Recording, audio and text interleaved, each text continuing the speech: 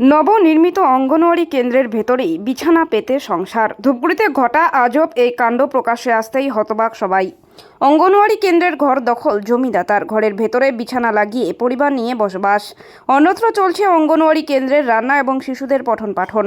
ধূপগুড়ি মহকুমার নিরঞ্জনপাট 805 নং অঙ্গনওয়াড়ি কেন্দ্রের ঘটনা। জমিদাতার দাবি, অঙ্গনওয়াড়ি কেন্দ্র তৈরির সময় ঠিকাদার তাকে ঘর তৈরি করে দেওয়ার মৌখিক প্রতিশ্রুতি দিয়েছিল, তবে এখনও সেই দাবি পূরণ হয়নি। তার আরও দাবি, সেই ঠিকাদার নাকি তাকে সেন্টারে থাকার পরামর্শ দিয়েছেন, আর তাতেই রীতিমতো সংসার। স্ত্রী সন্তান নিয়ে অঙ্গনওয়াড়ি কেন্দ্রের ভেতরেই বসবাস শুরু করেছে জমিদাতা পরিমল রায়। কয়েকদিন থেকে এভাবেই ঘর দখল করে রাখায় রীতিমতো বিপাকে পড়েছে সেন্টারের কর্মী এবং শিশুরা, যার ফলে কয়েকদিন থেকে অন্যত্র চলছে রান্না এবং পঠন পাঠন। এলাকার প্রধান পঞ্চায়েত গিয়ে সমস্যার সমাধানের চেষ্টা করেন।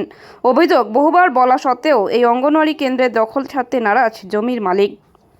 সেজন্য গ্রামবাসী এবং সেন্টারের তরফে খবর দেওয়া হয় ধূপগুড়ি থানায়। পুলিশ পৌঁছে জমিদাতা পরিমল রায়ের সঙ্গে বেশ কিছুক্ষণ আলোচনা করে তাকে আশ্বস্ত করে ঘর থেকে বিছানা সহ জিনিসপত্র বের করে খালি করে দেওয়ার, তবে এখনও পর্যন্ত স্থায়ী সমাধান হয়নি। এই বিষয়ে মাগুরমারি 1 নং গ্রাম পঞ্চায়েতের প্রধান বনশ্রী রায় জানিয়েছেন, ওই ব্যক্তিকে বহুবার বলা হয়েছে, কিন্তু উনি আমাদের কথা শোনেননি। ঘরের ভেতর নিজেদের থাকার জায়গা করে নিয়েছে। বিষয়টি আধিকারিক এবং ঊর্ধ্বতন কর্তৃপক্ষকে জানানো হয়েছে। সকলেই চাইছেন স্থায়ী সমাধান।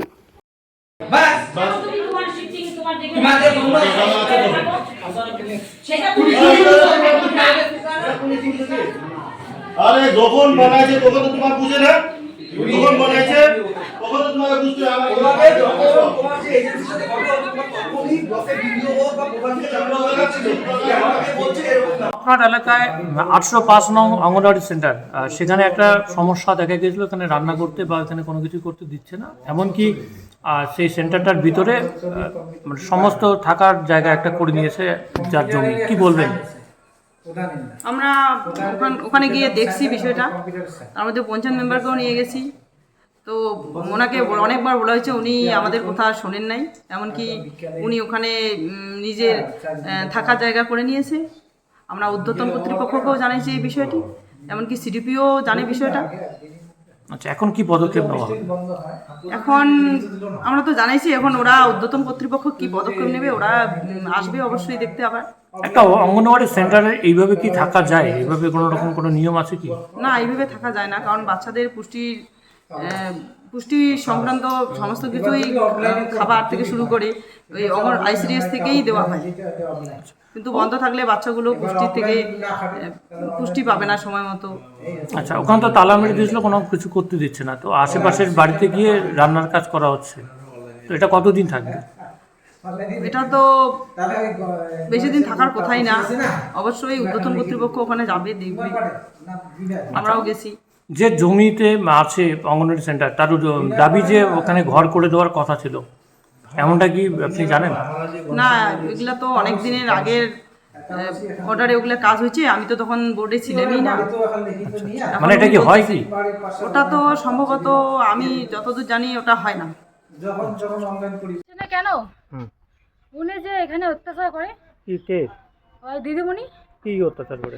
কি অত্যাচার করে মানে, যে আমরা ঘর দুয়ার ভেঙে ওদের জায়গা দিছি। হ্যাঁ, তো জমিটা তো স্টাডি করি নেই, জায়গা দিয়েছে থাকির জন্য। তো ওরা আমাদের বিছনা পাটি কিছুই ঢুকাইতে দেয় না। হ্যাঁ, তাও যেই মানে আমার বুড়ো একটা ছিল সেন্টারে ছেলেলা, ওই বুড়ারা আমার থাকির কইছে দিদিমণি দিবে না থাকির। নয়া নয়া 3-4 মাস আমার ঘর থেকে জিনিস নিকলি নেছি আর ঢুকি নেছি।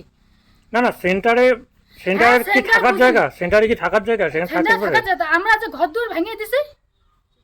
হ্যাঁ, ঘর দূর যে ভেঙে দিছি, উপরে ঘর করে, উপরে টাকা না দিলে ঘর করেন। তো বুড়ো তো কইছে যে আমার 4 লাখ টাকা দিবে, দিয়ে আমার উপরটা অর্ডার দিবে। হ্যাঁ, তো বুড়ো তো সেদিন কান্দি করে কইয়া গেল যে এটা থাকির জায়গাটা তোমার, কারণ মুই টাকাটা পাম না।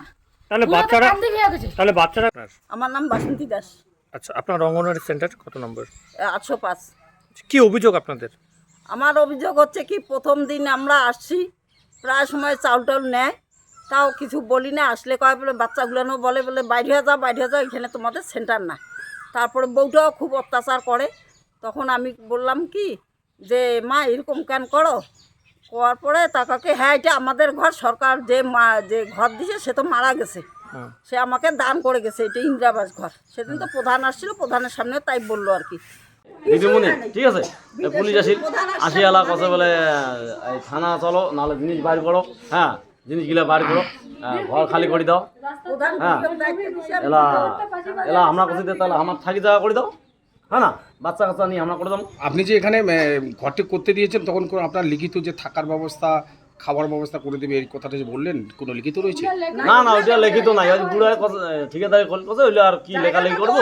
তোর জমি ঠিক আছে, জমিটা তোর জায়গাটা, তুই তো আর স্টাডি দিতেছিস না, জমিটা স্টাডি দিতে এখনো রেজিস্ট্রি না না না স্টাডি হয়নি, ওই জমিটা তো স্টাডি দিতেছিস না, আপনার নাম? মানে মৌখিক একটা সাদা স্টামে। আচ্ছা, আপনি তো দান করেছিলেন জমিটা। হ্যাঁ আমার নাম যে আপনি কি জমিটা দান করেছেন?